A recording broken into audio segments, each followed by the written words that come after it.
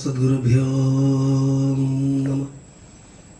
ഓം സഹനാവതു സഹനോ ഭുനക്തു സഹ വീര്യം കരവാവഹൈ തേജസ്വിനാവധീതമസ്തു മാ വിദ്വിഷാവഹൈ. ഓം ശാന്തി ശാന്തി ശാന്തി. പ്രിയമുള്ളവരെ, ആദ്യമേ തന്നെ സർവസങ്കല്പങ്ങളും ഭാരതീയ ഋഷി പരമ്പരയുടെ പദകമനങ്ങളിലും ധർമ്മസ്വരൂപനായ ഭഗവാൻ ശ്രീരാമചന്ദ്ര മഹാപ്രഭുവിൻ്റെ പാദപത്മങ്ങളിലും ശക്തിസ്വരൂപിണിയായ ജഗദംബയുടെ പദകമനങ്ങളിലും സേവനം കൊണ്ടും കർമ്മം കൊണ്ടും ആത്മാരാമ പദവി ആർജിച്ച ആഞ്ജനേയ മഹാപ്രഭുവിൻ്റെ പാദപത്മങ്ങളിലും ധന്യമായ ഈ മുഹൂർത്തത്തിൽ ഇവിടെ എത്തിയിരിക്കുന്ന നിങ്ങളുടെ മനസ്ഥിതികളിലും ഒരു ഭഗവത് വിഗ്രഹത്തിന് അർപ്പിക്കുന്ന പൂജാപുഷ്പങ്ങൾ എന്ന വണ്ണം സമർപ്പിച്ചുകൊള്ളട്ടെ. എല്ലാവർക്കും നമസ്കാരം. നമ്മൾ സുന്ദരകാണ്ഡത്തിലെ ഹനുമാൻ എന്ന വിഷയത്തെ ആസ്പദമാക്കിയിട്ടുള്ള ചർച്ചകളാണ് ഇന്നലെ നടന്നത്. അതിൻ്റെ തുടർച്ചയാണ് ഇന്ന് നടത്തേണ്ടത്. നമ്മൾ ഇന്നലെ പറഞ്ഞു, സുന്ദരകാണ്ഡത്തെ നമ്മൾ 11 ഭാഗങ്ങളായിട്ട് കണ്ടു എന്ന് പറഞ്ഞു, അല്ലേ? ഏതൊക്കെയാ 11 ഭാഗങ്ങൾ? ഏതൊക്കെയാ? ഒന്നാമത്തത് സമുദ്രലംഘനം. 2, സമുദ്രലംഘനത്തിന് പോയ സമയത്ത് എന്താ സംഭവിച്ചത്? മാർഗവിഘ്നം. മാർഗവിഘ്നം കഴിഞ്ഞാൽ പിന്നെ ലങ്കാലക്ഷ്മി മോക്ഷം. അല്ലെ, ലങ്കയിലെത്തി ലങ്കാലക്ഷ്മി മോക്ഷം. പിന്നെ ലങ്കാലക്ഷ്മിക്ക് മോക്ഷം കൊടുത്തു കഴിഞ്ഞാൽ പിന്നെ എന്താ സംഭവിച്ചത്? സീത സന്ദർശനം. സീതയെ കണ്ടു. സീതാ സന്ദർശനം കഴിഞ്ഞാൽ രാവണന്റെ പുറപ്പാട്, രാവണന്റെ ഇച്ഛാഭംഗം, ഹനുമൽ സീതാ സംവാദം, ലങ്കാമർദ്ദനം, ഹനുമാൻ രാവണ സഭയിൽ, ലങ്കാദഹനം, ഹനുമാന്റെ പ്രത്യാഗമനം. ഇങ്ങനെ 11 ഭാഗങ്ങളാണ് സുന്ദരകാണ്ഡത്തിൽ നമുക്ക് ചർച്ച ചെയ്യാനുള്ളത്. അതിൽ കേവലം 3 ഭാഗങ്ങൾ മാത്രമാണ് നമുക്ക് ഇന്നലെ ചർച്ച ചെയ്യാൻ വേണ്ടി സാധിച്ചത്. ഏതൊക്കെയായിരുന്നു? ആദ്യത്തത് സമുദ്ര ലംഘന ചിന്ത, മാർഗവിഘ്നം, ലങ്കാലക്ഷ്മി മോക്ഷം. ഈ 3 കാര്യങ്ങളിൽ ഹനുമാൻ സ്വാമി എന്താണ് എന്നതിനെ കുറിച്ചുള്ള ഒരു ചിത്രം പൂർണ്ണമായിട്ടല്ലെങ്കിലും ചെറിയ രീതിയിലെങ്കിലും നമുക്ക് മനസ്സിലായിട്ടുണ്ടാകുമെന്നാണ് എൻ്റെ കരുതൽ. ശരിയോ തെറ്റോ? പറയണില്ല അല്ലേ? ശരി, എന്നാവട്ടെ. സമയമില്ലാത്തത് കൊണ്ട് അടുത്ത വിഷയത്തിലേക്ക് പോകാം. 4ാമത്തെ ഭാഗം എന്ന് പറയുന്നത് സീതാ സന്ദർശനമാണ്. 3 ഭാഗം കഴിഞ്ഞു. 4ാമത്തെ ഭാഗം സീതാ സന്ദർശനം. നമ്മൾ ഹനുമാൻ സ്വാമി ലങ്കാലക്ഷ്മിയെ ഇടത്തെ കാലുവെച്ച് ലങ്കയിൽ കാലുവെച്ച് ഇടത്തെ കൈകൊണ്ട് ലങ്കാലക്ഷ്മിയുടെ മുഖത്തടിച്ചപ്പോൾ ലങ്കാലക്ഷ്മി പറഞ്ഞു, ലങ്കയും നിന്നയാൽ ജിതയായിരുന്നടൂ. ലങ്ക നിന്നെ കൊണ്ട് ഇന്ന് മോക്ഷത്തിലേക്ക് എത്തിയിരിക്കുന്നു, അഥവാ ലങ്കയെ നീ ജയിച്ചിരിക്കുന്നു അങ്ങനെയല്ലേ പറഞ്ഞത്. അതോടൊപ്പം രാമായണത്തിൽ പറയുന്നു, ലങ്കാശ്രീ അവിടെ നിന്ന് പോയി, ലങ്കയുടെ ലക്ഷ്മി അവിടെ നിന്നും പോയി എന്ന് വെച്ചാൽ ലങ്കയുടെ ഐശ്വര്യം അതോടുകൂടി പോയി. ഏതോടുകൂടി? സാക്ഷാൽ ആഞ്ജനേയ സ്വാമി ആ ലങ്കാപുരത്തിൽ കാലുവച്ചതോടുകൂടി അവിടുത്തെ ഐശ്വര്യം പോയി എന്ന് വെച്ചാൽ എന്താ? ലങ്കയുടെ അധപ്പതനം ആരംഭിച്ചു എന്നർത്ഥം. ചിലപ്പോൾ നമ്മൾ പറയാറില്ലേ, ചില ആളുകൾ വരുമ്പോൾ കരണ്ട് പോകുമ്പോൾ പറയാറില്ലേ, നല്ല ഐശ്വര്യ എന്ന് പറയാറില്ലേ, അല്ലേ? അതുപോലെ ആഞ്ജനേയൻ, സാക്ഷാൽ ആഞ്ജനേയൻ ആ ലങ്കാ നഗരത്തിലേക്ക് കാലുവെച്ച സമയത്ത്, ലങ്കാപുരിയിലേക്ക് കാലുവെച്ച സമയത്ത് ലങ്കാലക്ഷ്മി അവിടെ നിന്നും ഇറങ്ങിപ്പോയി എന്നാൽ അതിന്റെ അർത്ഥം ലങ്കയിൽ ഐശ്വര്യമുണ്ടായിരുന്നു. അതല്ലേ നേരത്തെ ആഞ്ജനേയൻ കടലിന് മുകളിലൂടെ പറന്നു വന്ന സമയത്ത് ലങ്കയെക്കുറിച്ച് വർണ്ണിക്കുന്ന ഭാഗമുണ്ട്. ഞാൻ വിശദമായിട്ട് അവിടെ പറഞ്ഞിട്ടില്ല, കാരണം സമയമില്ലാത്തത് കൊണ്ട്. ആ ലങ്കാ നഗരത്തിന്റെ മനോഹാരിതയെക്കുറിച്ച്, അതിന്റെ സ്വർണ്ണമയമായിരിക്കുന്ന കൊട്ടാരങ്ങളെക്കുറിച്ച്, അതിന്റെ എല്ലാ പ്രൗഢിയെക്കുറിച്ചും രാമായണത്തിൽ വിവരിക്കുന്നുണ്ട്. അത്രത്തോളം ശ്രേഷ്ഠമായിരുന്നു, അത്രത്തോളം ഐശ്വര്യം നിറഞ്ഞതായിരുന്നു ലങ്കയത്രേ. പക്ഷേ ഇവിടെ പറയുന്നു ലങ്കാശ്രീ അവിടെ നിന്നും ഇറങ്ങിപ്പോയി എന്നാണ് അതിന്റെ അർത്ഥം. സാക്ഷാൽ ആഞ്ജനേയൻ ആ ലങ്കയിലെത്തിയ സമയത്ത് ലങ്കയുടെ അധപ്പതനം ആരംഭിച്ചു എന്ന് പറഞ്ഞാൽ ലങ്ക നശിക്കാൻ ആരംഭിച്ചു എന്നുള്ളതല്ല. ആ ലങ്കയിലുള്ള രാവണന്റെ ചെയ്തികൾ കൊണ്ട്, അധർമ്മം കൊണ്ട് അവിടെ സംഭവിച്ചിരിക്കുന്ന വിഷയങ്ങൾക്ക് മാറ്റം വരാൻ പോകുന്നു എന്നുള്ളതിന്റെ സൂചനയാണ് അധ്യാത്മരാമായണത്തിലൂടെ എഴുത്തച്ഛൻ നമുക്ക് മുമ്പിൽ കാണിച്ചു തരുന്നത്. മനസ്സിലായോ? അങ്ങനെ ആഞ്ജനേയ സ്വാമി ആ ലങ്കയിലെത്തി. ലങ്കാലക്ഷ്മി അവിടെ നിന്ന് പോയി. പിന്നീടുള്ള ഭാഗം നോക്കാം. ദേവിയെ അന്വേഷിക്കുക എന്നുള്ളതാണ് പിന്നീട് ആരുടെ ദൗത്യം? ആഞ്ജനേയന്റെ ദൗത്യം. കാരണം വന്നതിന് വേണ്ടിയിട്ട് ദേവിയെ കാണുന്നുള്ളതാ. ഇതിനിടയിൽ ഒരുപാട് കാര്യങ്ങൾ പറയാനുണ്ട്. അതായത് സന്ധ്യാസമയത്താണ് ആഞ്ജനേയൻ ലങ്കയിൽ എത്തിച്ചേർന്നത്.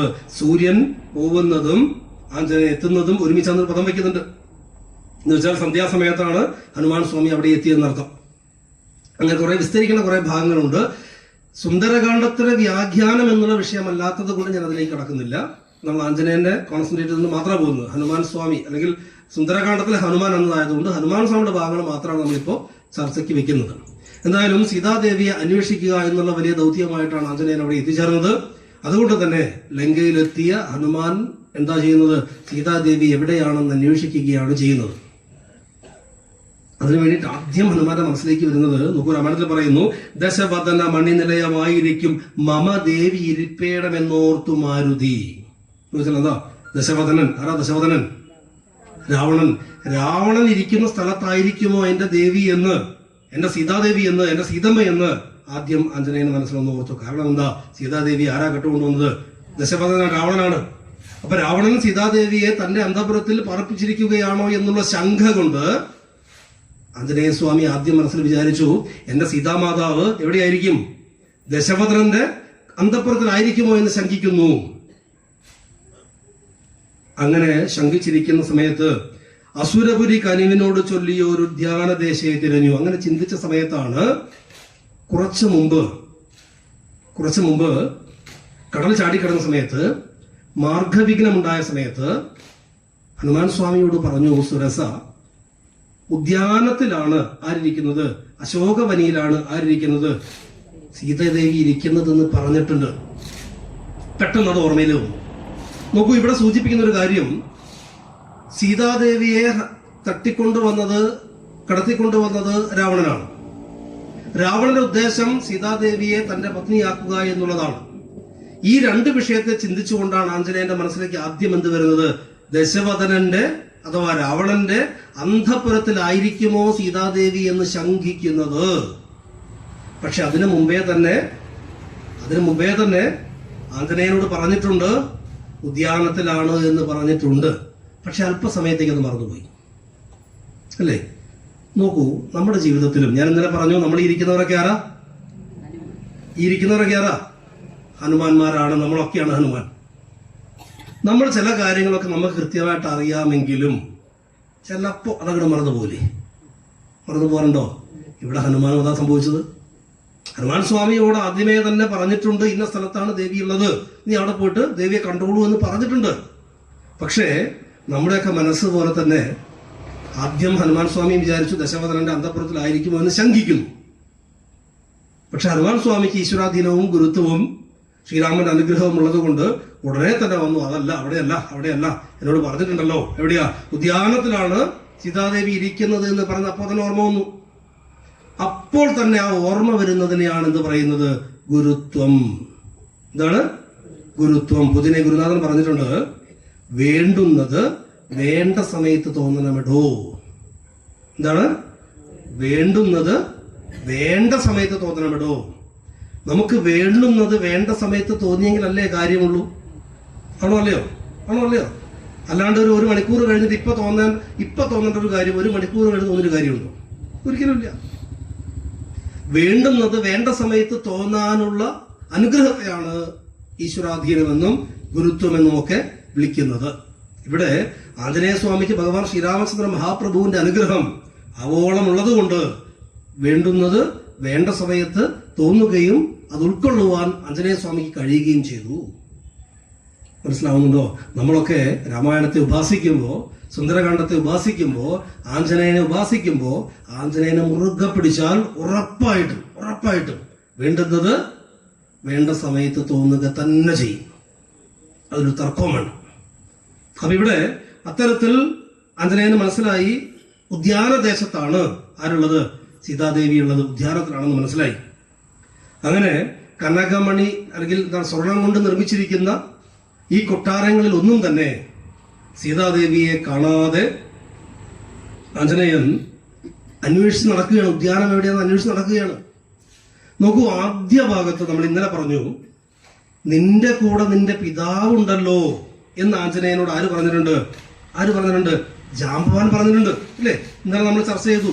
അല്ലയോ ആഞ്ജനേയ, നീ ഭയപ്പെടണ്ട, നിന്റെ കൂടെ നിന്നെ സഹായിക്കാൻ ആരുണ്ട്? നിന്റെ അച്ഛനുണ്ട്, വായുദേവനുണ്ട് എന്ന് പറഞ്ഞു.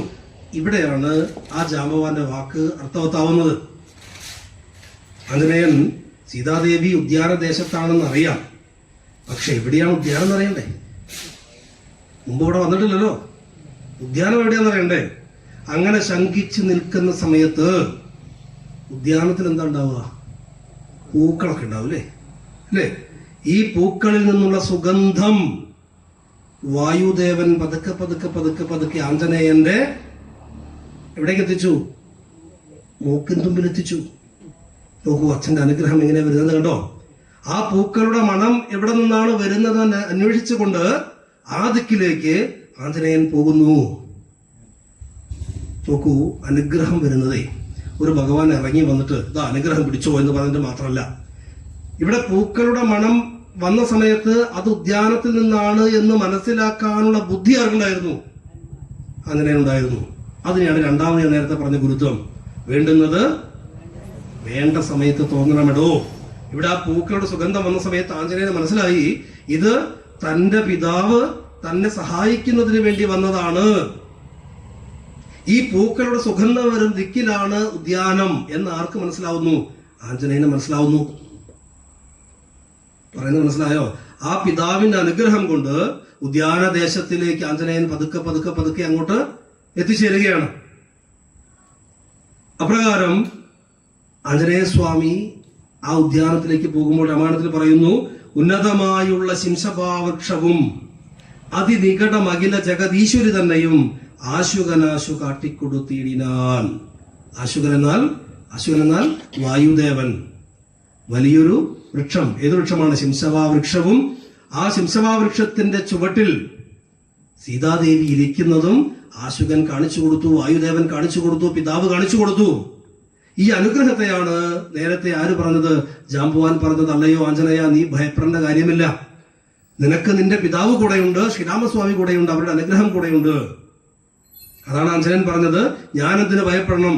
ശ്രീരാമചന്ദ്ര മഹാപ്രഭു തന്നിരിക്കുന്ന അങ്കുലീയം എന്റെ കയ്യിലുണ്ട്, അച്ഛൻ എന്റെ കൂടെയുണ്ട്, എന്റെ പിതാവിന്റെ അനുഗ്രഹം എനിക്ക് കൂടെയുണ്ട്, വായു വേഗത്തിൽ സഞ്ചരിക്കുവാൻ അനുഗ്രഹം അദ്ദേഹം എനിക്ക് നൽകിയിട്ടുണ്ട് എന്ന ആഞ്ജനേയ സ്വാമിയുടെ മനസ്സിന്റെ ഉറപ്പാണ് ഇവിടെ പാലിക്കപ്പെടുന്നത്. മനസ്സിലാവുന്നുണ്ടോ? ആ മനസ്സിന്റെ ഉറപ്പെന്ന് പറയാൻ കാരണം എന്താ? യാതൊരു ശങ്കയ്ക്കും ഇടയില്ലാതെ, യാതൊരു സംശയത്തിനും ഇടയില്ലാതെ ആഞ്ജനേയൻ എന്ത് പറഞ്ഞു? ശ്രീരാമസ്വാമി തന്ന അങ്കുലീയം എന്റെ ശിരസിലുണ്ട്, എന്റെ അച്ഛൻ എന്റെ കൂടെയുണ്ട്, വായുദേവൻ എന്റെ കൂടെയുണ്ട്, പിന്നെ എനിക്ക് എന്തിന് ഭയം വേണം? ഇത് ആരുറപ്പിച്ചു? ആഞ്ജനേയൻ ഉറപ്പിച്ചു. ആ ഉറപ്പിച്ച വിശ്വാസം, ആ ഉറച്ച വിശ്വാസം ആഞ്ജനേയനെ സംരക്ഷിക്കുന്നതാണ് നമ്മൾ കണ്ടത്. എവിടെയാണ് സീതാദേവി എന്നും എവിടെയാണ് ഉദ്യാനമെന്നും അറിയാതിരുന്ന സമയത്ത്, കാരണം എന്താ? രാത്രിയാണ്, സന്ധ്യാസമയത്താണല്ലോ അവിടെ എത്തിച്ചേർന്നത്. മനസ്സിലാവുന്നുണ്ടോ? ഈ സന്ധ്യാസമയത്ത് എന്താ ഹലോജൻ ബൾബൊന്നുമില്ലല്ലോ അവിടെ ഉദ്യാനം കണ്ടുപിടിക്കാൻ. അപ്പോഴാണ് വായുദേവൻ തന്റെ മകനെ അനുഗ്രഹിച്ചത്. എങ്ങനെ? ആ ഉദ്യാനത്തിൽ നിന്ന് വരുന്ന പൂക്കളുടെ സുഗന്ധം കൊണ്ട്, ആ സുഗന്ധം വന്ന ദിക്കിനെ ലക്ഷ്യമിട്ടുകൊണ്ട് ആഞ്ജനേയ സ്വാമി ചെന്നപ്പോഴാണ് ആ ഉദ്യാനത്തിൽ വലിയൊരു ശിംശപാവൃക്ഷവും അതിന്റെ ചുവട്ടിൽ സീതാദേവിയെയും ആഞ്ജനേയ സ്വാമിക്ക് ആശുകൻ വായുദേവൻ കാണിച്ചു കൊടുത്തത്. നോക്കൂ, എത്ര മനോഹരമായിട്ടുള്ള മുഹൂർത്തമാണെന്ന് ആലോചിച്ച് നോക്കുക. രാമായണത്തിന്റെ ഏറ്റവും കാതലായിട്ടുള്ള, കാരണം ഈ രാമായണം അടിസ്ഥാനപ്പെടുത്തി മുന്നോട്ട് പോകുന്നത് മുഴുവൻ ശക്തിസ്വരൂപിണിയായിരിക്കുന്ന ജഗദംബയെ കണ്ടെത്തുക എന്നുള്ളതാണ്. ആണോ അല്ലയോ? ആ ശക്തിസ്വരൂപിണിയായിട്ട് ജഗദംബയെ കണ്ടെത്തുന്നതിന് വേണ്ടിയിട്ട് നിയോഗിക്കപ്പെട്ട ആഞ്ജനേയൻ തന്റെ ലക്ഷ്യം നിറവേറ്റുന്ന ഏറ്റവും സുന്ദരമായിട്ടുള്ള മുഹൂർത്തമാണ് സുന്ദരകാന്ഡത്തിലെ ഈ ഭാഗം. അവിടെ സീതാദേവിയെ കണ്ടെത്തുന്നതിന് വേണ്ടിയിട്ട് ആഞ്ജനേയനെ സഹായിച്ച പിതാവ് വായുദേവൻ ആ സുഗന്ധത്തിലൂടെയാണ് തന്റെ ലക്ഷ്യത്തിലേക്ക് എത്തിച്ചത്. ശരിയോ തെറ്റോ? ആലോചിച്ച് നോക്കുക. പഞ്ചേന്ദ്രിയങ്ങൾ ഏതൊക്കെയാ? പഞ്ചേന്ദ്രിയങ്ങൾ കണ്ണ്, മൂക്ക്, നാക്ക്, ത്വക്ക്, ചെവി. ഈ 5 പഞ്ചേന്ദ്രിയങ്ങളുടെ സമ്മിശ്രമായിട്ടുള്ള തത്വം സുന്ദരകാന്ഡത്തിൽ കൃത്യമായിട്ടുണ്ട്. അതിന്റെ ഡെപ്തിലേക്ക് നമ്മളിപ്പോൾ പോകുന്നില്ല, പിന്നീട് എപ്പോഴെങ്കിലും അവസരം നമുക്ക് ചർച്ച ചെയ്യാം. എന്തായാലും ഇവിടെ ആ വായുദേവന്റെ അനുഗ്രഹം കൊണ്ട് ആഞ്ജനേയ സ്വാമി സീതാദേവിയെ സീതമ്മയെ കണ്ടുമുട്ടുന്ന രംഗം സീതാ സന്ദർശനം എന്ന രീതിയിൽ നമുക്ക് രാമായണത്തിൽ കാണാം. അവിടെയാണ് ആ സീതാദേവിയെ കണ്ട സമയത്ത് നമ്മളാണെങ്കിൽ എന്താ ചെയ്യുക? നമ്മളിപ്പോൾ ഒരാളെ ദൗത്യം പറഞ്ഞ് ഏൽപ്പിച്ചു, നമ്മളാണ് കണ്ട മാത്രം നമസ്കാരം, ഞാൻ ഇന്ന ആൾ വന്നിട്ട് വരാട്ടോ, എത്ര കാലമായി കണ്ടിട്ട് ഞാൻ എന്റെ പണിയൊക്കെ നിർവഹിച്ചു അല്ലേ പറയില്ലേ? നോക്കൂ, ഇവിടെയാണ് ആഞ്ജനേയന്റെ മറ്റൊരു കഴിവ്, നമ്മൾ പഠിക്കേണ്ട തത്വം. ആഞ്ജനേയൻ ചെയ്തത് എന്താ? വിടബി വരശിരസി നിബിഡച്ചതാന്തർഗതൻ വിസ്മയം പൂണ്ട് മറഞ്ഞിരുന്നിടിനാൻ. ആ വലിയ ഒരു വൃക്ഷത്തിന്റെ മുകളിൽ തളിരിലകളുടെ ഉള്ളിൽ ആരും കാണാത്ത രീതിയിൽ ചെറിയ ശരീരത്തോടു കൂടിയിട്ട് ഒളിച്ചിരുന്നു. എന്തിനായിരിക്കും അത്? രണ്ട് കാര്യമുണ്ട് ഇവിടെ. ആഞ്ജനേയ സ്വാമി സീതാദേവിയെ മുൻപ് കണ്ടിട്ടില്ല, ഒന്ന്. രണ്ട്, രാവണൻ സീതാദേവിയെ അപഹരിച്ചു കൊണ്ടുവന്നതിന് ശേഷം സീതാദേവിയുടെ പ്രതികരണം എന്താണ് എന്ന് ഹനുമാൻ സ്വാമിക്ക് അറിയില്ല. രണ്ട് വിഷയങ്ങൾ അവിടെ നിൽക്കുന്നുണ്ട്. ഇതിലെ യാഥാർത്ഥ്യം എന്താണ് ആ സമയത്തെ അന്തരീക്ഷം എന്ന് കൃത്യമായിട്ട് ഹനുമാൻ സ്വാമിക്ക് മനസ്സിലായിട്ടില്ല. കാര്യങ്ങളെ കുറിച്ചൊന്ന് പഠിക്കണം എന്നുള്ളത് അത്യാവശ്യം ആണോ അല്ലയോ? പക്ഷെ നമ്മൾ അങ്ങനെ ചെയ്യില്ല, നമ്മൾ എടുത്തുചാട്ടക്കാരാ അല്ലേ? ആണോ അല്ലയോ? അവിടെയാണ് ആഞ്ജനേയ സ്വാമി നമ്മളെ പഠിപ്പിക്കുന്ന വലിയൊരു തത്വമാണ് ഇനിയുള്ളത്. ഏത് വിഷയത്തിൽ ഇറങ്ങുന്നതിന് മുമ്പും ഒന്നിരുന്ന് ആലോചിച്ച് ചിന്തിച്ച് ആ വിഷയത്തെക്കുറിച്ച്, സംസാരിക്കാൻ പോകുന്ന കാര്യത്തെക്കുറിച്ച്, ആ വ്യക്തിയെക്കുറിച്ച് ഒക്കെ കൃത്യമായിട്ടുള്ള ഒരു ധാരണ ഉണ്ടാക്കിയെടുക്കേണ്ടത് ആവശ്യമാണ്. കാരണം ആഞ്ജനേയൻ പോകുന്നത് വലിയൊരു ദൗത്യമായിട്ടാണ്. അതുകൊണ്ട് ആ സാഹചര്യത്തെ മനസ്സിലാക്കാൻ വേണ്ടിയിട്ടാണ് ആ വലിയ മരത്തിന്റെ മുകളിൽ ഇലകളുടെ ഇടയിൽ ആഞ്ജനേയൻ ഒളിച്ചിരിക്കുന്നത്. ആ ഒളിച്ചിരിക്കൽ മാത്രമല്ല, ആ മരത്തിന്റെ മുകളിൽ ഇരുന്നുകൊണ്ട് താഴേക്ക് ഇങ്ങനെ സന്തോഷത്തോടു കൂടി നോക്കുകയാണ്. കാരണം എന്താ? തന്നെ സീതാമാതാവ് അവിടെ ഇരിക്കുന്നു. ഭഗവാൻ ശ്രീരാമചന്ദ്ര മഹാപ്രഭു എന്തിനാണോ കാത്തിരിക്കുന്നത്, ആ കാത്തിരിക്കുന്ന ശുഭമുഹൂർത്തത്തിന്റെ പ്രധാനപ്പെട്ട ആളായിട്ട് എനിക്ക് മാറാൻ സാധിച്ചിരിക്കുന്നു. ഇങ്ങനെയുള്ള ആത്മനിർവൃതിയോടുകൂടിയിട്ട്, ഞാൻ വലിയൊരു ദൗത്യം ചെയ്ത് പൂർത്തീകരിച്ചിരിക്കുന്നു എന്ന ആത്മനിർവൃതിയോടുകൂടിയിട്ടാണ് ആഞ്ജനേയൻ ആ മരത്തിന്റെ മുകളിൽ സന്തോഷത്തോടുകൂടി ഇരിക്കുന്നത്. രാമായണത്തിൽ പറയുന്നു, കമലമകൾ അഖില ജഗതീശ്വരി തന്നുടൽ കണ്ടേൻ. നോക്കൂ, കമലമകൾ അഖില ജഗതീശ്വരി തന്നുടൽ കണ്ടേൻ. ആ ജഗതീശ്വരി ആയിരിക്കുന്ന ദേവിയുടെ ഉടൽ ശരീരം അല്ലയോ രാമ ഞാൻ കണ്ടു. എന്ത് സന്തോഷം ആലോചിച്ചു നോക്കൂ. എന്നിട്ട് പറയുന്നു, കൃതാർത്ഥോസ്മ്യഹം കൃതാർത്ഥോസ്മ്യഹം, ഞാൻ കൃതാർത്ഥനായി. ഒരു തവണയല്ല പറയുന്നത്, ഇവിടെ വരികളിൽ 2 തവണ എഴുതി ചേർത്തപ്പോൾ എഴുത്തച്ഛൻ 2 തവണ കൃതാർത്ഥോസ്മ്യഹം എന്ന് പറയുമ്പോൾ ഞാൻ കൃതാർത്ഥനായി എന്ന് 2 തവണ എഴുതിയതിന്റെ ഉദ്ദേശം അത്രത്തോളം സന്തോഷം, ആനന്ദം ആർക്കുണ്ട്? ആഞ്ജനേയ സ്വാമിക്കുണ്ട്. അത് പ്രസ്താവിക്കാൻ വേണ്ടിയിട്ടാണ്, നമ്മളെ ബോധ്യപ്പെടുത്താൻ വേണ്ടിയിട്ടാണ് ആ പദം പോലും 2 തവണ ഉപയോഗിച്ചിരിക്കുന്നത്. അല്ലയോ സീതാദേവിയുടെ ശരീരം ഞാൻ കണ്ടു, ഞാൻ കൃതാർത്ഥനായി എന്ന് സന്തോഷത്തോടുകൂടി. പക്ഷെ തുള്ളിച്ചാടാൻ പറ്റുമോ? പറ്റില്ല. എവിടെ ഇരിക്കുന്നത്? മരത്തിന്റെ മുകളിൽ ഒളിഞ്ഞിരിക്കുകയാണ്. ഇത് നമ്മളെ പഠിപ്പിക്കുന്നത്, നമ്മുടെ ഉള്ളിൽ ഒരുപാട് ആനന്ദമുണ്ടെങ്കിലും ചില അവസരങ്ങളിൽ അത് നമുക്ക് എന്ത് ചെയ്യാൻ പറ്റില്ല, പ്രകടിപ്പിക്കാൻ പറ്റില്ല. ആ സാഹചര്യം അനുകൂലമാണോ എന്ന് പഠിക്കേണ്ടതുണ്ട്. അവിടെ ആഞ്ജനേയൻ തുള്ളിച്ചാടി നടന്നിരുന്നുവെങ്കിൽ ഒരുപക്ഷെ ഈ കഥ തന്നെ ചിലപ്പോൾ മാറിപ്പോയല്ലേ. പറഞ്ഞ് മനസ്സിലാവണ്ട. അപ്പൊ ഓരോ വരികളിലും നമ്മളെ പഠിപ്പിക്കാനുള്ള ഒട്ടനവധി തത്വങ്ങൾ ഉണ്ട് എന്നർത്ഥം. എന്തായാലും കൃതാർത്ഥോസ്മ്യം എന്ന് കഴിഞ്ഞിട്ട് പറയുന്നു, ദിവസകര കുലപതി രഘുത്തമൻ കാര്യവും ദീനത എന്നിയെ സാധിച്ചു തിന്നു ഞാൻ. ശ്രീരാമചന്ദ്ര മഹാപ്രഭുവിന്റെ കാര്യത്തെ യാതൊരു ദുഃഖവുമില്ലാതെ, യാതൊരു തടസ്സവുമില്ലാതെ, അല്ലയോ രാമ എനിക്കിന്ന് എന്നെ കൊണ്ട് ഇത് സാധിച്ചു എന്ന് ആഞ്ജനേയൻ ആത്മനിർവൃതി കൊള്ളുന്നു. ആ മരത്തിന്റെ മുകളിൽ, ആ ഇലക്കൂട്ടത്തിന്റെ ഉള്ളിൽ ഇരുന്നു കൊണ്ട്. മനസ്സിലായോ? അതാണ് സീതാ സന്ദർശനം എന്ന 4ാമത്തെ ഭാഗം.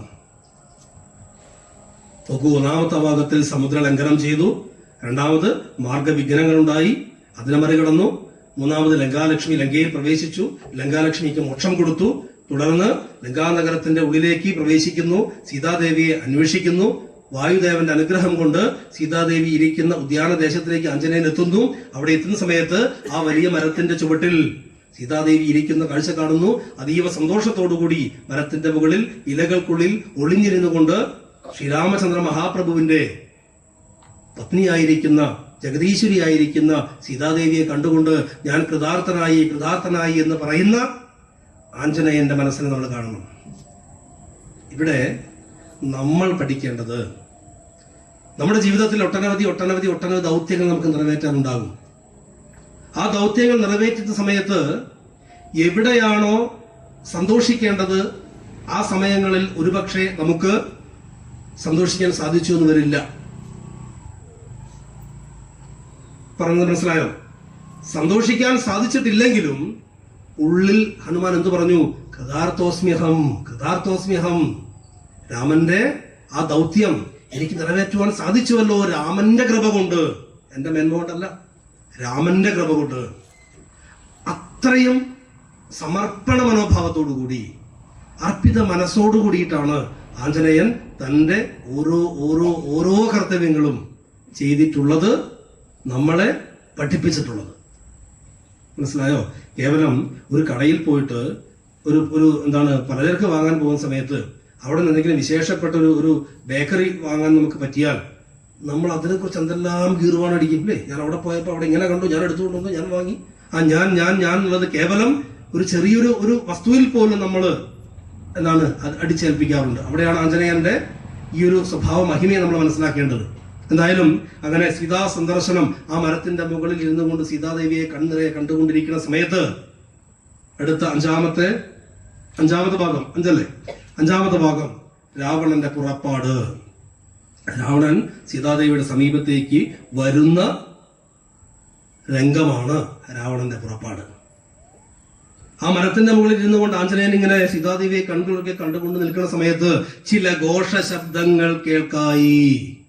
രാമായണത്തിൽ പറയുന്നു, ചില ഘോഷ ശബ്ദങ്ങൾ കേൾക്കായി.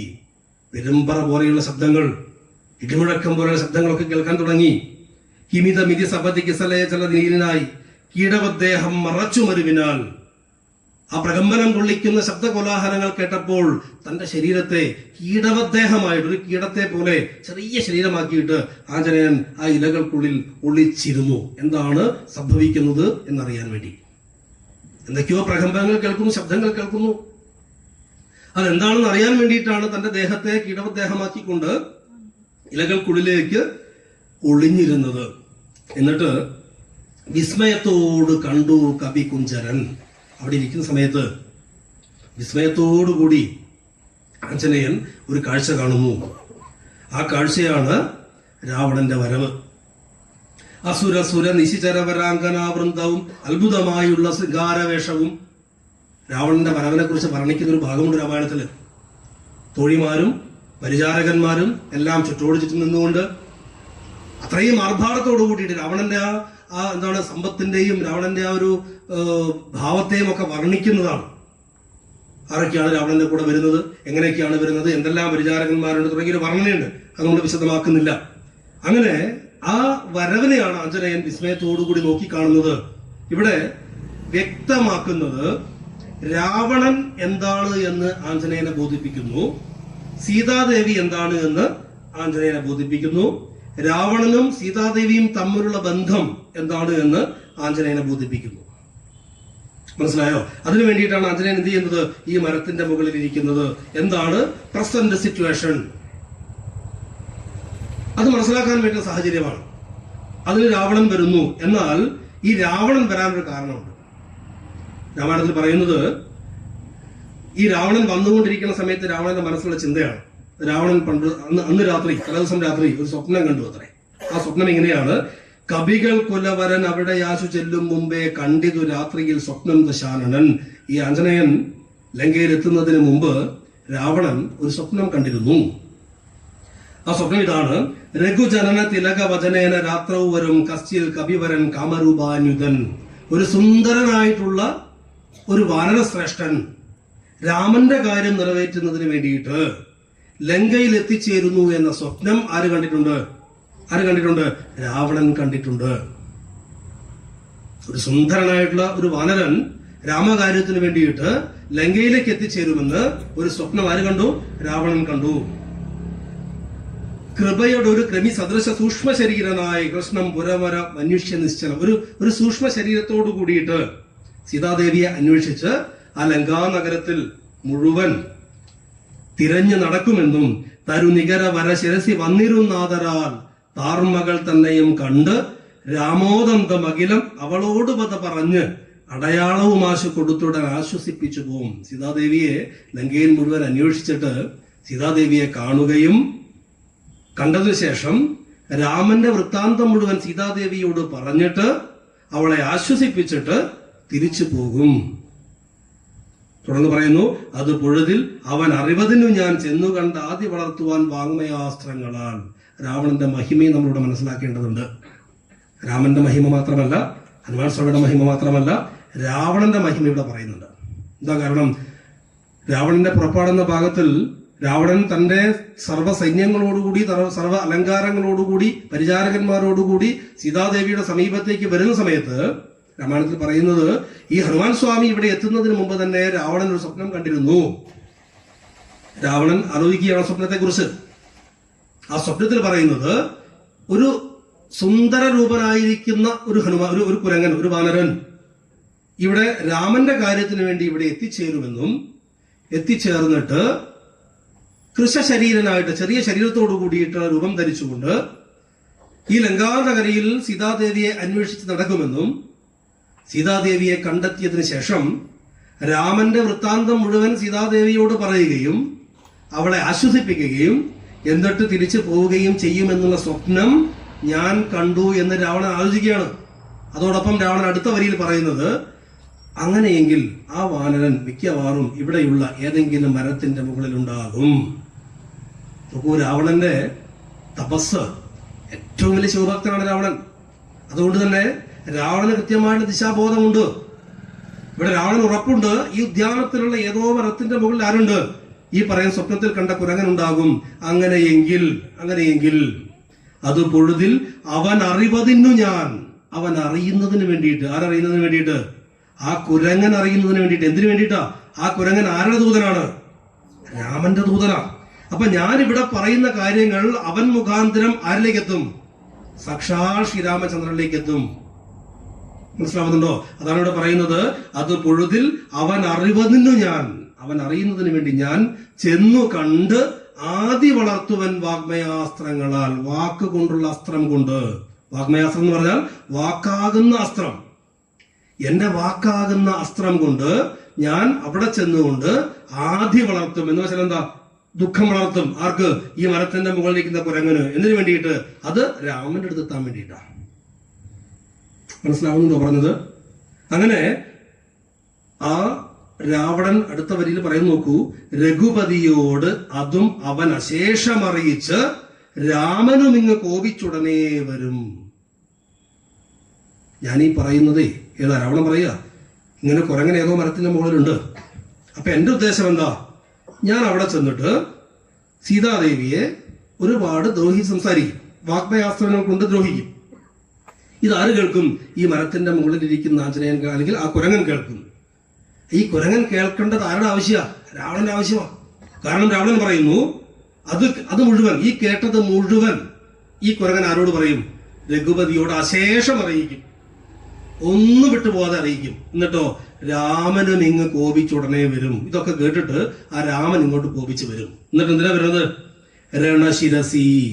അങ്ങനെ രാമൻ വന്നിട്ട് രണശിരസി, യുദ്ധമുഖത്ത്, രണശിരസി സുഖമരണം അതിനിശ്ചിതമായുള്ള രാമശരമേറ്റ് എനിക്കും വരും ദൃഢം. ആ യുദ്ധമധ്യത്തിൽ ഈ രാവണൻ പറഞ്ഞ വാക്കുകൾ കേട്ടിട്ട് ആ കേട്ട വാക്കുകളൊക്കെ ഈ കുരങ്ങൻ രാമനോട് പോയി പറയുമ്പോൾ രാമൻ കോപത്തോടുകൂടി ഇങ്ങോട്ട് വരികയും രാമനോട് യുദ്ധമുണ്ടാവുകയും രാമന്റെ കയ്യിലിരിക്കുന്ന അമ്പുകൊണ്ട് എനിക്ക് സുഖമരണം സംഭവിക്കുകയും ചെയ്യും. ഒന്ന് ആലോചിച്ച് നോക്കൂ, രാവണൻ ചിന്തിച്ചത്. നമ്മളാണെങ്കിൽ എന്താ പറയുക? ആ വഴിക്ക് പോണ്ട, എന്നെ കൊല്ലും, ഓടാന്ന് പറയല്ലേ? ഇവിടെ രാവണൻ നിശ്ചയിച്ചിട്ടുണ്ട്, രാമന്റെ കൈ കൊണ്ടുള്ള അസ്ത്രം കൊണ്ട് മാത്രമേ എനിക്ക് മോക്ഷം ലഭിക്കൂ എന്ന് ആര് തീരുമാനിച്ചിട്ടുണ്ട്? രാവണൻ അറിയാം. അതിനുള്ള ഉപാധിയെ സൃഷ്ടിക്കുന്നു. നമ്മൾ ഇന്നലെ പറഞ്ഞിരുന്നു, ഇന്നലെ എന്താ പറയുന്നത്? മന്ദര ഏഷണി പറഞ്ഞത് രാമന് തന്റെ അവതാര ലക്ഷ്യം നിറവേറ്റാനാണെന്ന് പറഞ്ഞതുപോലെ ഇവിടെ ഈ സാഹചര്യങ്ങൾ സൃഷ്ടിക്കുന്ന എന്തിനു വേണ്ടിയിട്ടാ? രാവണന്